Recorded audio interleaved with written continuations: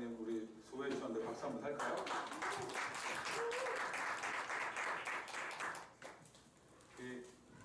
금요일날 참석하신 분들은 아시겠지만 그리스도 중심 성경학교가 시작되었습니다. 이제 여러분 각 팀장님들 통해서 또 여러분 목사님들 통해서 카톡방에 매일 읽을 분량의 링크가 올라가게 됩니다.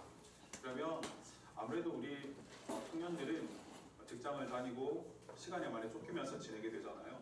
그러면 그것들을 가지고 뭐 지하철이라든지 뭐 차에서든지 잠깐씩 시간을 들이면 충분히 함께 일독을 할 수 있습니다. 그래서 모두 끝까지 지속하는 것 중요하니까 우리 하나님 말씀이 어떻게 나에게 일하시는지를 좀 보게 되기를 원합니다.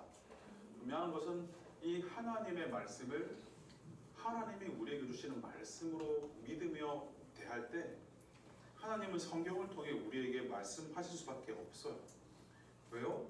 우리가 집에서 이제 자녀가 있는 분들 아시겠지만 아이들은 그냥 사랑이죠.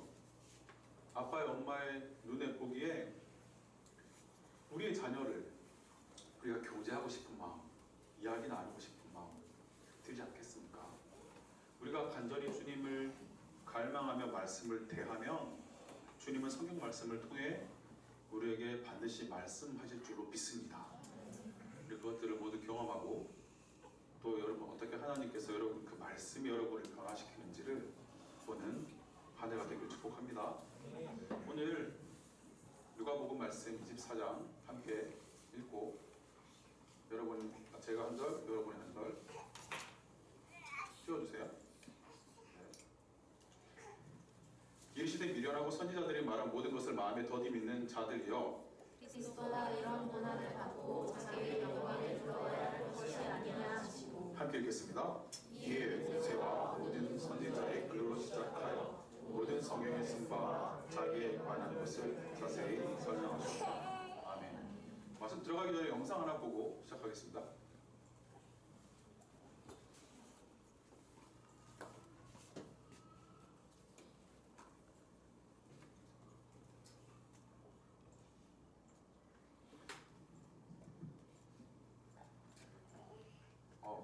불이 안 꺼져가지고 영상을 안 불 꺼졌는데 영상 틀어주세요. 일신교에서 리빙 지저스 성경 읽기 시작되었는데 기대가 큽니다.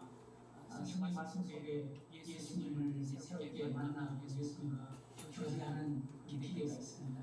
저도 열심히 참여하겠습니다. 우리 모든 성도들 열심히 참여해 주시기 바랍니다. 매일 말씀을 나누고 매일 왔다는 그 확인을 우리는 가정에서 서로 함께 사랑방이 되게 살아가는 것을 경험할 것 같아서 사랑방이 매일 크통을 분수하고 은혜인 것 같다는 생각이 들었어요.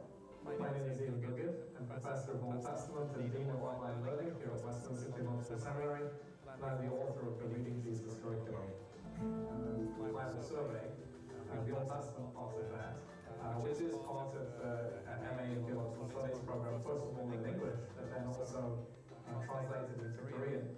And the Reading Jesus curriculum is built upon that material. So at its heart, it's the same instructional content as in the MATS program, but it's also supplemented in ways that make it more useful for group study.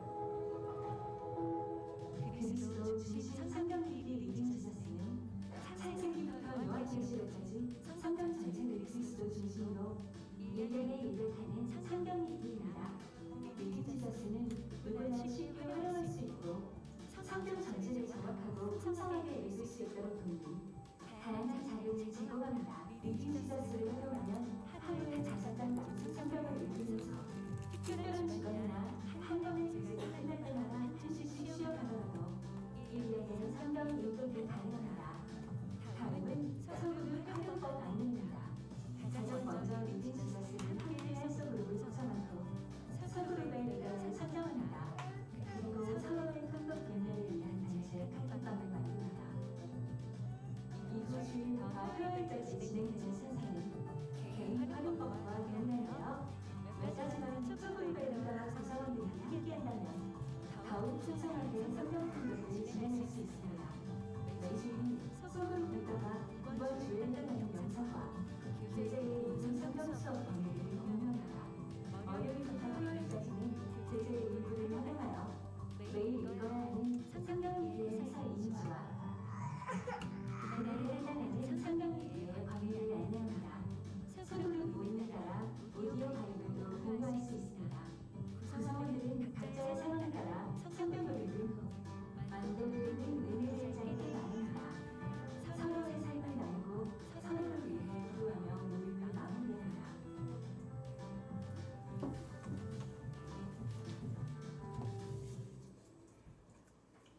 영상 잘 만들었죠?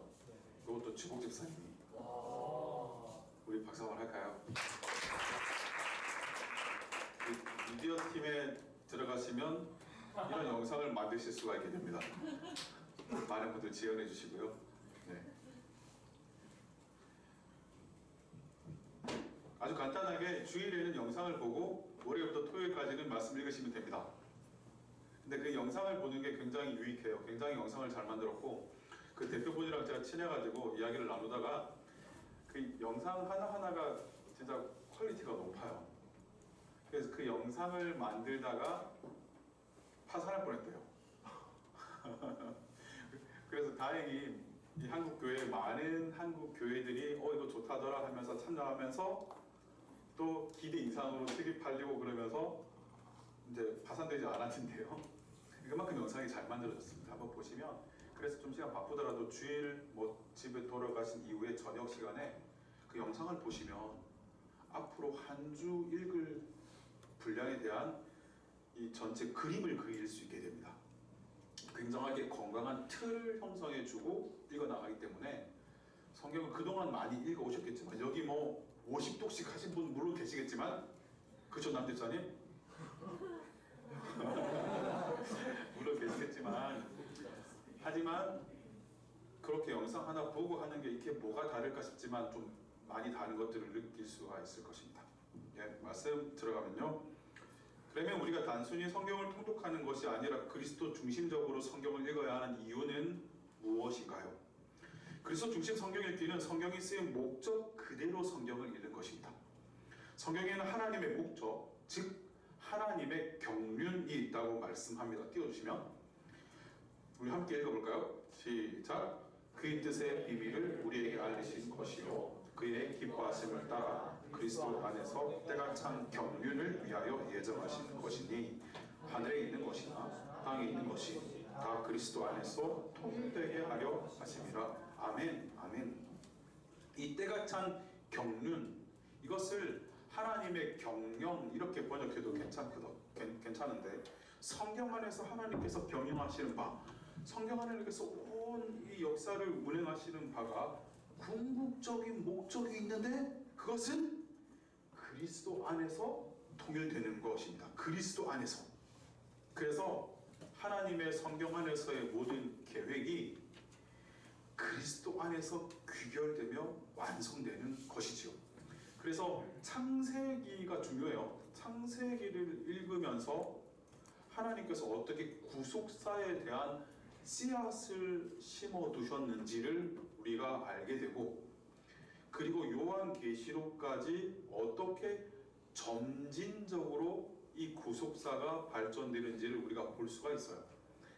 그것들을 우리가 평소에 잘 모르고 있지만, 그래서 이 리딩 저스는 창세기부터 시작해서 계시록까지 순차적으로 읽어 나갑니다. 요한복음에서도 예수님은 모든 성경이 내게 대하여 증언하는 것이라고 하시는데요. 요한복음 말씀을 띄워주시면 오늘 좀 말씀을 많이 찾으면서 좀 볼 텐데요. 한번 같이 읽어보겠습니다. 너희가 성경에서 영생을 얻는 줄 생각하고 성경을 연구하거니와 이 성경이 곧 내게 대하여 증언하는 것이니라. 예수님께서 말씀하시는데 이 성경이 누구에 대해서요? 네, 내게 대하여. 네, 내게 대하여. 제가 은쟁반에 금사과 얘기 안 했나요? 한 번도 한 적 없어요? 아, 안 했구나. 잠언에 보면 경우에 합당한 말은 아로 새긴 은쟁반에 금사관이라 이런 말씀이 있어요. 여러분, 은쟁반 위에 금사과, 요즘 금값 비싸죠. 많은 분들이 나는 뭐 은수저다, 흑수저다. 여러분, 경우에 합당하게 말씀만 잘하고 대답 잘하고 아멘 잘하면 금사과가 되는 놀란 축복을 누립니다. 아멘, 아멘한 대로 될지어다. 여러분, 금사가 되는 거예요. 금사과 경우에 합당한 리액션을. 제 말이 성경의 말씀이에요. 성경의 말씀. 자, 이 성경이 곧 내게 대하여 증언하는 것이니라. 내게가 누굽니까? 예수님이죠. 그래서 예수님도 이 성경이 자신에 대해서 기록되어 있다고 말씀합니다. 사도 바울도 구약을 많이 인용하면서 그리스도 중심적으로 성경을 해석하고 있는데, 출애굽기에서 홍해가 갈라지는 사건과 반석에서 물을 마신 사건에 대해서도 그리스도 중심적으로 해석해요. 사도 바울이. 띄워주실까요? 여기 이제 쭉 좀 말씀 긴데, 여기 보면 이스라엘이 모세와 함께 출애굽하면서 홍해를 통과한 사건을 세례받은 사건으로 묘사하고요. 또 어린 양의 죽음을 통해 우리가 유월절 사건, 출애굽하잖아요. 이것은 그리스도로 인한 구원을 상징하는 것으로 이해해요. 근데 이거는 좀 쉽게 찾을 수 있는 부분이죠. 또 만나라는 신령한 음식과 반석에서 물을 마신 사건을 가리켜 그리스도로 인해 먹고 마신 사건이라고 설명하고 있습니다. 이처럼 신약은 구약을 비추는 빛으로 작용하고 희미했던 그리스도를 더욱 선명하게 드러내줍니다. 그래서 우리가 복음서만 읽으면 되는 것 아닌가가 아니라 구약과 신약을 함께 읽어야 하는 것이죠. 만약 구약 성경을 그리스도 중심적으로 읽지 않는다면 유대인의 구약 해석과 다를 바가 없을 것입니다. 그래서 여러분 혹시 오래된 영화인데 이거 가지고 뭐 세대 이야기 하기 없습니다. 식스센스 보신 적 있는 사람?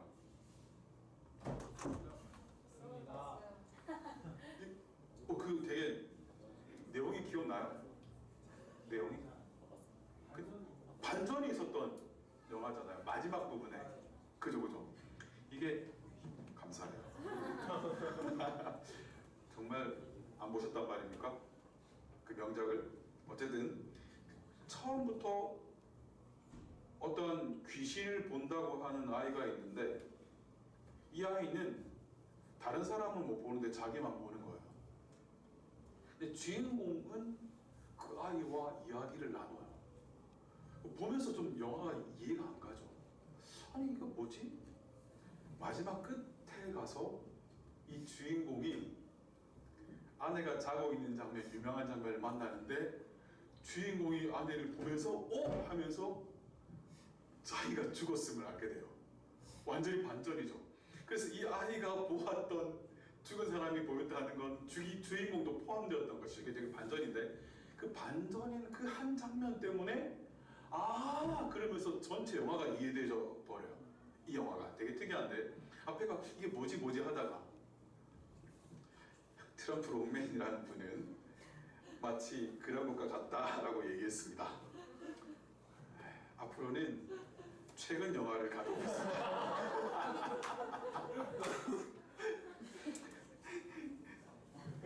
그래서 이거 반전이 일어나면서 그 사람도 죽었구나 알면서 전체가 이해되듯이 성경도 이것이 그리스도 중심으로 쓰여졌구나라는 것을 알게 되면서 보면 이해되지 않았던 부분들까지 명료하게 이해가 된다는 것이죠.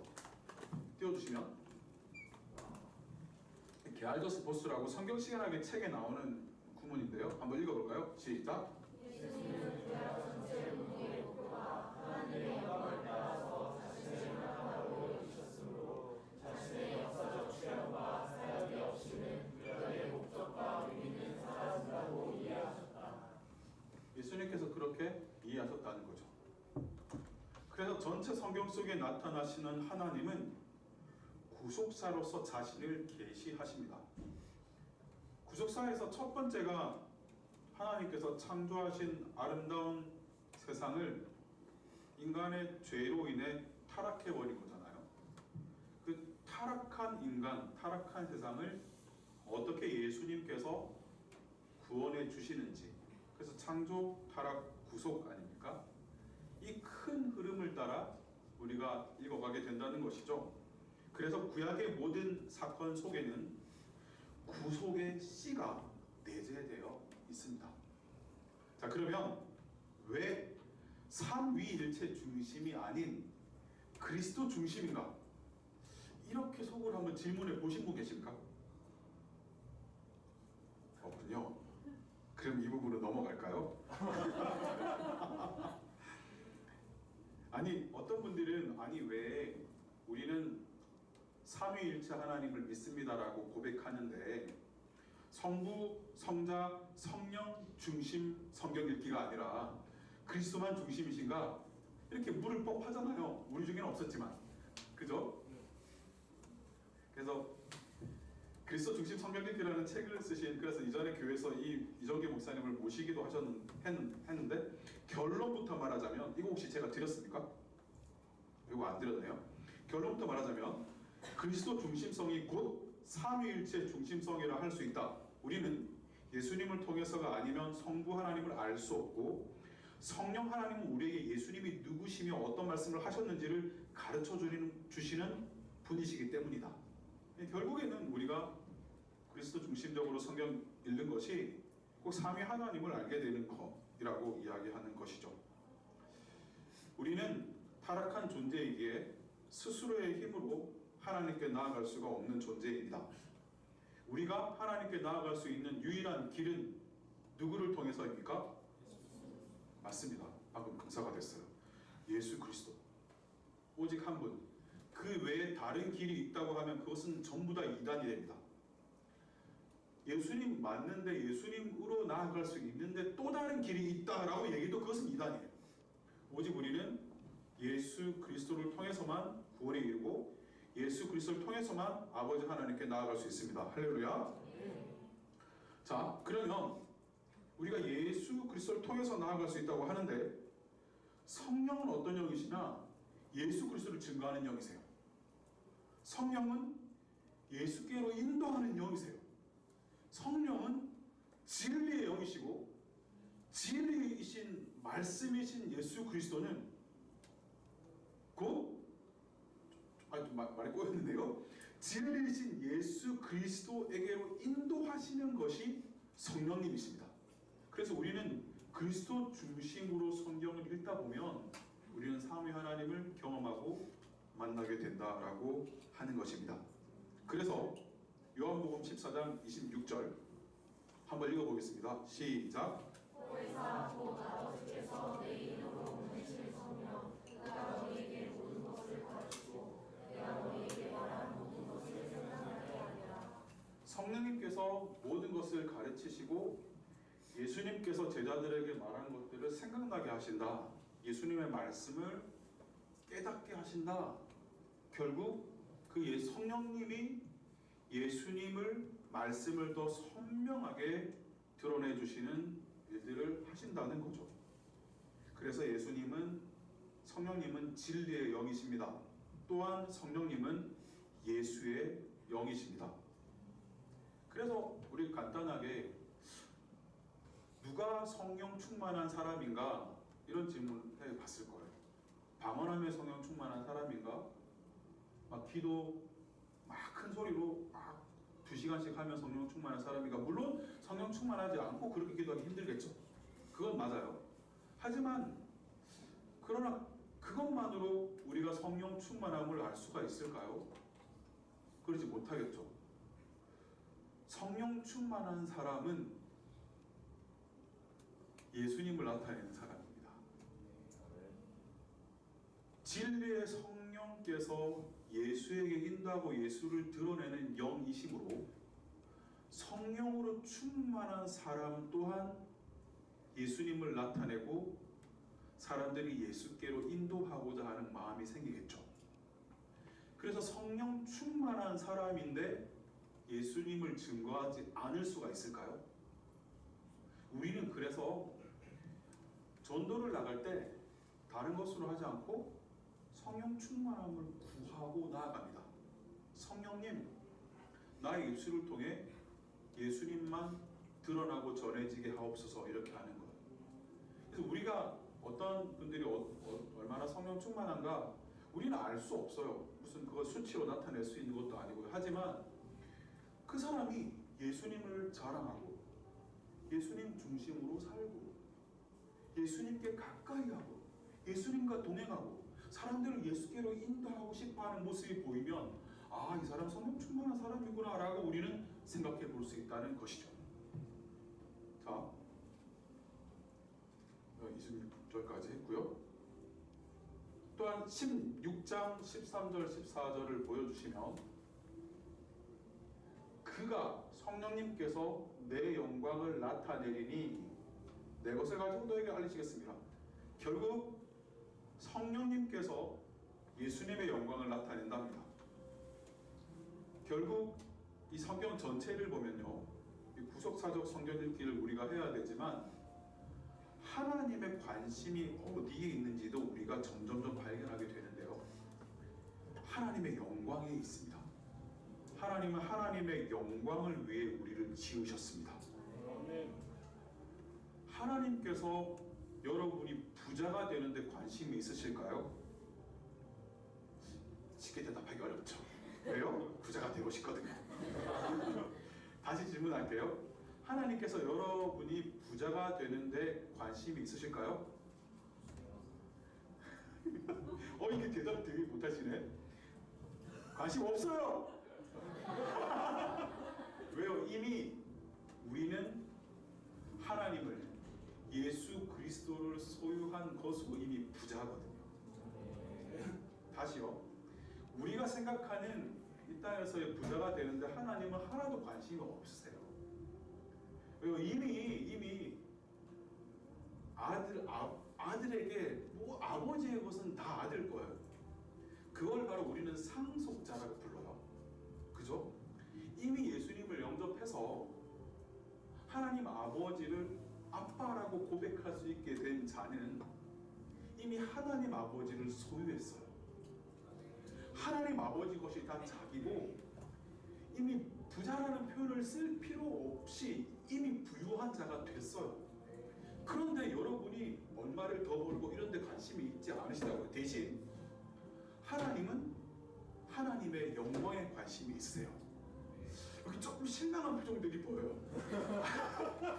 그래도 이 땅에 살면서 좀 많이 가져서 그 많이 가진 것으로 흘려보내고 많이 가진 것으로 하나님 영광 돌리고 많이 가진 것으로 교회도 짓고 많이 가진 것으로 후원도 하고 이렇게 살고 싶었는데 정말 하나님 거기에 관심이 없단 말입니까? 이렇게 생각을 하시는 것 같아요. 그렇지 않아요? 그럼 다시 한번 말씀드리지만 하나님 그 관심 없어요. 왜요? 온 천지 만물의 주인이신 하나님께서 우리가 예수님을 영접하는 순간 우리는 상속자가 돼요. 그러니까 아버지께 이미 다 우리 거예요. 이미 다 가지고 있는 사람이 하나님 제가 얼마를 더 벌어야겠고요 이런 기도를 하면 하나님 입장에서는 또 뭐하냐 이렇게 되는 거예요. 이렇게. 그게 아니라 하나님은 하나님의 영광에 관심이 있어요. 그래서 하나님의 영광을 위해 살아가는 사람들에게 때에 따라 때로는 재정이 필요하면 그 영광을 나타내기 위해서 재정을 주시는 거지, 하나님은 우리가 얼마를 더 벌고 별 관심 없으십니다. 의미가 없는 거거든요. 실망스럽겠지만 어쩔 수 없어요. 네, 계속할게요.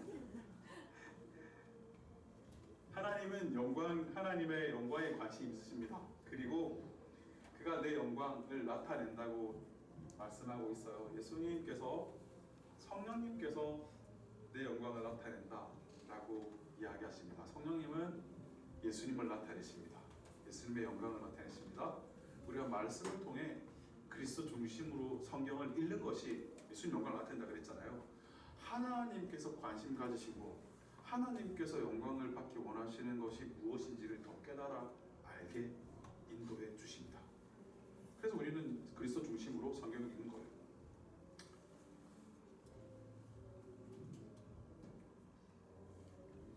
성경은 단순한 책이 아니죠. 인격이신 하나님께서 우리와 교제하기 위해서 주셨어요. 그래서 우리는 성경 속에서 그리스도라는 인격을 만나요. 인격과 인격이 만나면 알아가고 닮아가겠죠. 여러분, 부부들이 첫 소개팅을 할 때를 생각해 보세요. 제가 아내를 첫 소개팅에서 만났을 때 아내는 아무 이야기도 하지 않더만요.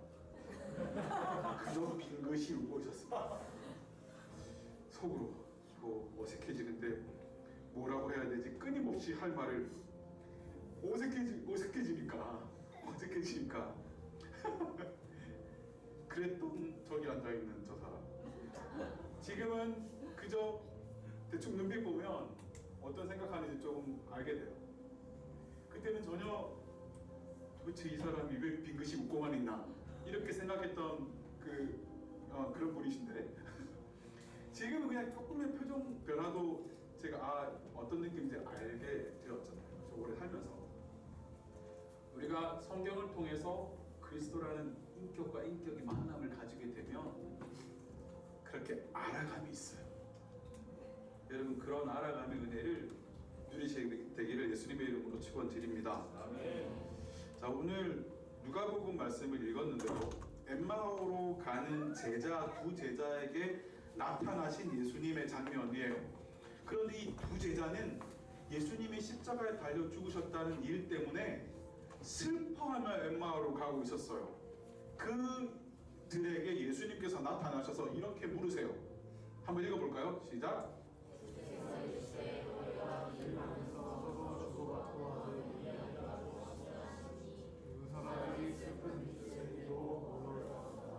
이거 보세요. 지난주에도 제가 예수님께서 먼저 찾아오셨다라는 말씀을 드렸는데 오늘도 보면 먼저 찾아오세요. 우리는 먼저 예수님께 나아갈 수 없는 자들입니다. 우리가 주님을 만나게 된 것, 믿게 된 것, 주님을 알아가게 된 것 모든 것이 주님께서 먼저 오셨기에 주님께서 먼저 주셨기에 얻은 선물입니다. 여러분 그 선물을 귀하게 여기시기를 축복합니다. 여러분이 누군가에게 선물을 받았는데 받자마자 별론데 내동댕이 치면 전혀 거들떠보지도 않으면 선물을 준 사람의 입장에는 서운한 거죠. 슬픈 거예요. 우리가 주님을 알게 된 것 자체도 하나님의 선물입니다. 하나님을 알게 된 이 만남을 소중히 여기시는 여러분 되시기를 축복합니다. 자, 21절에서 보면 그들은 이렇게 말해요. 읽어볼까요? 우리는 이 사람이 이스라엘을 속량할 자라고 말하노라. 이뿐 아니라 이 일이 일어난 지가 사흘이요. 여기 보면 속량할 자라고 말았다. 구체적으로 보면 이게 과거형이거든요. 뭐냐면 당시의 유대인들은 예수님께서 이 로마 이 정권을 흔들어 버리시고 우리를 구원해 줄 것이라는 기대가 있었잖아요. 그렇게 속량해 줄 거라고 말았어요. 그런데 그렇게 바랬던 예수님이 어떻게 되셨나요? 십자가에서 죽으셨어요. 그러니까 슬픈 거죠. 실망한 거예요. 그래서 여기 보면 슬픈 기색을 띠고 엠마오로 돌아갔어요. 단지 그게 돌아간 게 아니라 예루살렘을 등지고 돌아간 것은 이제 사명의 자리를 등졌다는 거예요. 예수님에게 실망했다는 거예요. 예수님에게 걸었던 잘못된 기대가 무너졌다는 얘기예요. 그렇게 가고 있는 두 사람입니다. 그래서 예루살렘 소명의 자리를 등지고 과거의 삶으로 돌아가 버리는 것이죠. 그런 제자들에게 예수님은 포기하지 않고 찾아오셨습니다. 여러분, 아버지는 자녀를 결코 포기하지 않습니다. 하나님은 당신의 택하신 백성을 결코 포기하지 않으십니다. 결코 포기하지 않으세요. 늘 하나님이 우리를 지키시고 끝까지 하나님의 선하신 계획 가운데 우리를 뜻하신 바 그곳까지 우리를 인도하여 주실 줄로 믿습니다. 우리는 우리의 능력으로 지혜로 예수님을 찾을 수 없다는 말씀을 드렸는데요. 우리의 노력과 행함이 아닌 먼저 그분이 우리를 나타내 주심으로 인해서 우리는 주님을 알게 됐고요.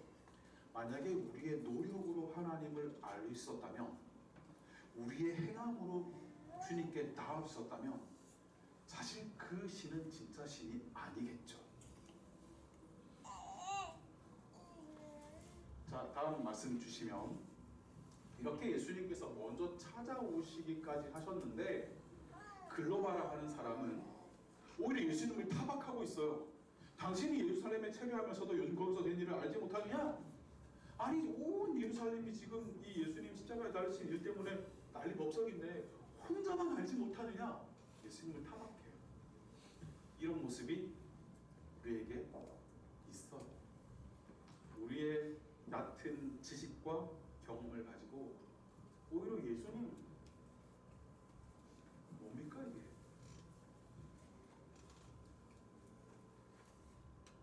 그런 모습 우리에게 있어요. 원하던 결과가 얻어지지 않고 원하던 성공 너무나 멀어버리고 우리 얕은 지식으로 예수님 그게 뭔가? 그러면서 대제사장과 관리들이 십자가에 넘겨주어 못 박였다는 이야기와 어떤 여자들은 예수님이 살아나셨다고 하는 천사들을 보았다고 하고요. 여기 23절, 24절을 띄워주시면 네, 이렇게 얘기하고요. 답답해하면서 왜 그때는 예수님인지 몰랐으니까 왜 너만 모르냐 이렇게 이야기하고 있는 거죠. 자, 그래서 이제 우리가 성경을 대할 때 오늘 주제는 그리스도 중심 성경 읽기입니다. 앞으로 내일부터 이제 성경 읽어갈 텐데 먼저는 좀 우리의 생각을 내려놓는 것이 필요합니다.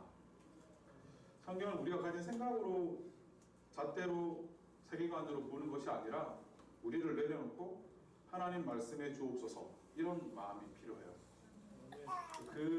그렇게 우리가 다가갈 때 주님은 우리에게 알려주시는 거예요. 인도해 주시는 거예요. 묵상도 그렇게 하는 거고요.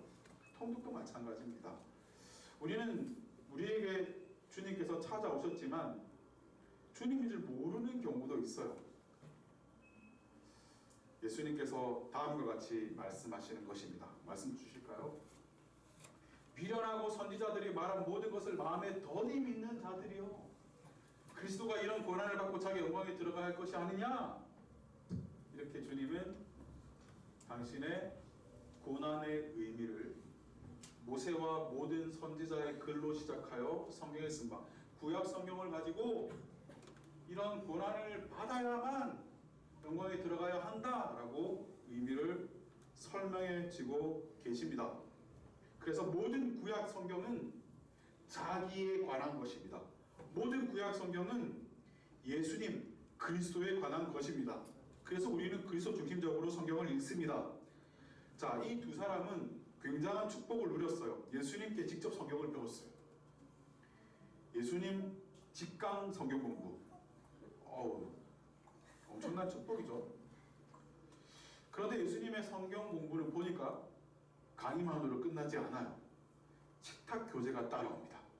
다음 말씀 보실까요? 음식 잡수실 때에 떡을 가지사 축사하시고 떼어 그들에게 주시니 이렇게 예수님과 함께한 식탁 교제로 여러분을 초대합니다. 우리가 어떻게 하면 이 예수님과 함께 식탁 교제하는 자리로 갈 수 있을까요? 비밀을 알려드릴게요. 여러분 예수님과 함께 떡을 떼면서 나누는 자리 있어 보셨습니까? 있어 보셨습니까? 모델? 있어 보셨나요? 저는 있어요. 왜 대답을 못하지? 있어 보셨어요? 저는 있어 봤다니까요. 예수님께서 어떻게 성경에 우리 성경을 전체를 보면 두세 사람이 내 이름으로 모인 것에는 뭐라고 하셨어요?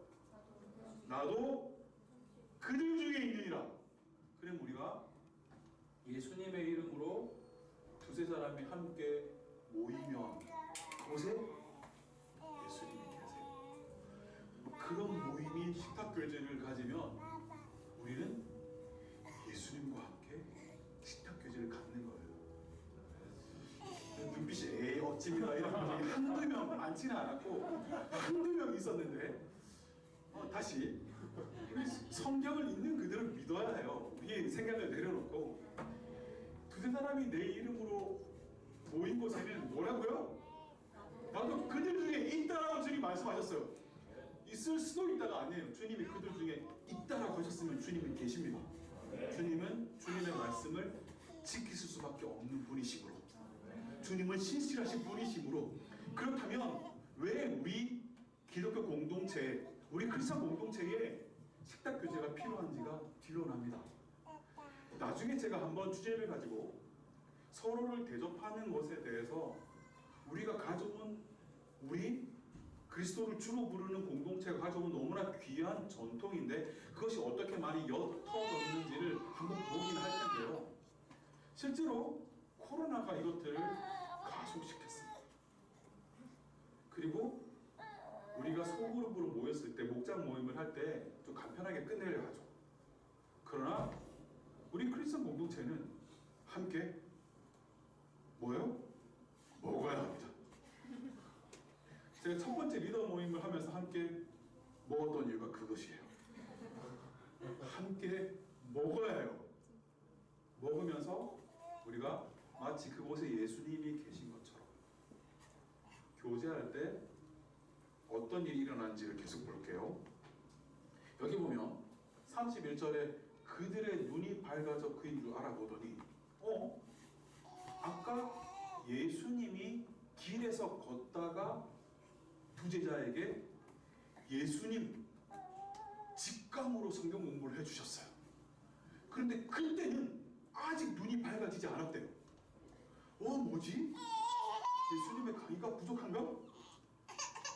언제 그들의 눈이 밝아졌냐면 음식 잡수실 때 떡같이 속삭이고 그대로 주시니 함께 음식 먹을 때 눈이 밝아져 그인 줄 알아봤어요.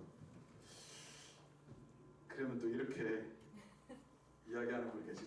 그 성경 공부 중요하지 않군요. 함께 먹기만 하는 일이면 계속 모여서 우리 먹죠. 그렇게 하면 안 된다는 거예요. 왜 그렇게 하면 안 되는지 다음 여기 있네요. 32절 이 말씀 한번 읽어보겠습니다. 시작. 그들이 서로 말하되 길에서 우리에게 말씀하시고 우리에게 성경을 풀어주실 때에 우리 속에서 마음이 뜨겁지 아니하느냐고. 성경을 풀어주실 때에 이미 마음이 뜨거워졌어요. 이미 변화는 시작되었어요. 이미 그 말씀을 가르치시는 그 자리에서 이미 변화가 시작되었다고요. 그런데 그 시작된 변화가 그러나 아직 눈이 열리는 데까지는 가지 않았어요. 그런데 영적 계한은 많은 학자들과 우리 유명한 이 목사님들이 이때 떡을 떼는 이 행위를 예수님의 성만찬으로 봐요. 자, 성만찬에서 떡 떼는 것은 무엇을 의미합니까? 당신의 몸이 찢기신 것을 의미해요. 예수님의 몸이 찢기신 것을 그들이 함께 나누며 경험할 때 영적 계한이 있었던 거예요. 가르침을 들었을 때 성경 말씀을 이미 변화는 시작되었지만 우리의 영적 계한은 언제 영의 눈이 띄어졌는지는 바로 예수님의 그 십자가 찢기심에 대해서 우리가 함께 경험할 때 우리는 그런 놀라운 은혜를 맛보게 되는 것입니다. 여러분, 그 예수님의 살과 피 우리가 성찬식을 통해서 경험하는데 그래서 우리는 교회에 반드시 그런 성찬 예식이 있어야 합니다. 그래서 건강한 교회 표준들 여러분 세례교육 오래 받은 지 오래돼서 잘 기억이 안 나시겠지만 세례교육을 받으면 말씀, 성례, 기도 이 세 가지가 은혜의 방편이라고 부릅니다. 그리고 우리는 교회가 말씀과 기도는 당연히 있어야 된다는 거 아는데요. 성례, 그러니까 세례와 성찬이 반드시 필요한 겁니다. 그것을 통해 찢기신 주님, 우리를 위해 피 흘리신 주님을 우리가 경험할 때 이런 역사가 나타나는 것입니다. 자, 마음이 뜨겁지 아니하더냐? 주님은 때로는 우리에게 은혜를 주실 때 감정을 일으키시죠. 그런데 감정의 움직임만 이것에 치우셔서는 안 돼요. 왜요? 은혜를 받고 울고불고 막 이렇게 바닥을 뒹굴고 했던 사람들이 그 다음날 보니까 똑같은 죄를 짓는 경우도 있거든요. 그래서 감정에 치우쳐서는 안 되지만 하지만 하나님께서 우리에게 감정도 주시고 지으신 분이세요. 그래서 많은 경우에 이런 은혜를 주실 때 그런 감정들, 눈물들, 그런 은혜들이 함께 와요. 여러분, 이제 성경 통독을 시작하는데 말씀을 읽다가 울어보기도 하시고 말씀을 읽다가 한 구절 한 절의 말씀이 우리의 영혼을 잡아 끌어서 다음 절로 넘어갈 수 없는 그런 경험도 해보시길 축복합니다. 많이 읽어왔던 본문이잖아요. 창세기 많이 읽다가 중도에 포기하신 분들 많을 텐데 창세기만 한정해서 난 20도 했다 손 한번 들어보세요. 창세기 한정 20도. 박수 치는 분 그랬죠. 말라기는 아마 한 2도 3도 이런 분 많을 텐데 그만큼 여러분 많이 포기하셨잖아요. 그런데 말씀 읽다가 여러분 이 말씀이 우리의 인생을 잡아 끄시는 경험 하시기를 축복합니다. 막 말씀 읽다가 새롭게 깨닫게 하시는 말씀 때문에 막 가슴이 두근거리는 이런 경험 뵐수 축복합니다. 여러분 제가 말씀을 읽다가 그런 경험을 했어요. 막 어떤 때는 막 가슴 막 뛰어요. 그런 경험을 여러분 하실 것입니다.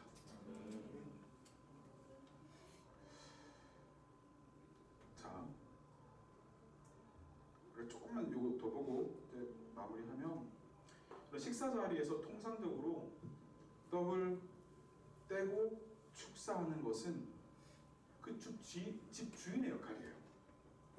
그런데 지금 이 집에 예수님이 들어갔을 때 손님이었잖아요. 근데 손님이 떡을 떼고 있어요.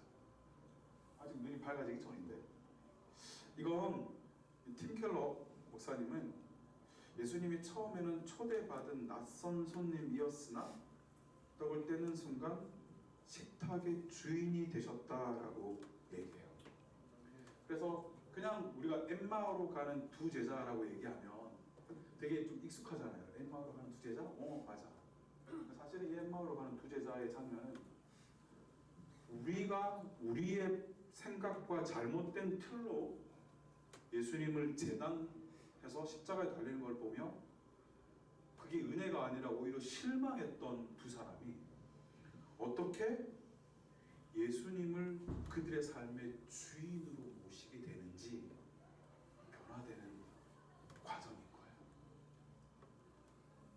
여러분 이렇게 이제 여러분이 함께 성경을 읽다가 그리스도 중심적으로 성경을 읽다가 단지 지적으로만 아는 것을 넘어서 우리를 위해 찢기신 그 은혜를 깊이 경험하고 영적 개환이 일어나고 그래서 예수님을 진정한 인생의 주인으로 모셔드리는 그런 은혜가 여러분 모두에게 있게 되기를 예수님의 이름으로 축원드립니다. 우리 제일 처음에 에베소서 1장 9절 10절을 읽었었어요. 제일 처음에 다시 보여주시면 그래서 때가 찬 경륜을 위하여 그리스도 안에서 때가 찬 경륜을 위하여 예정하신 것이다. 하늘에 있는 것이나 땅에 있는 것이 다 그리스도 안에서 통일되게 하려 하십니다.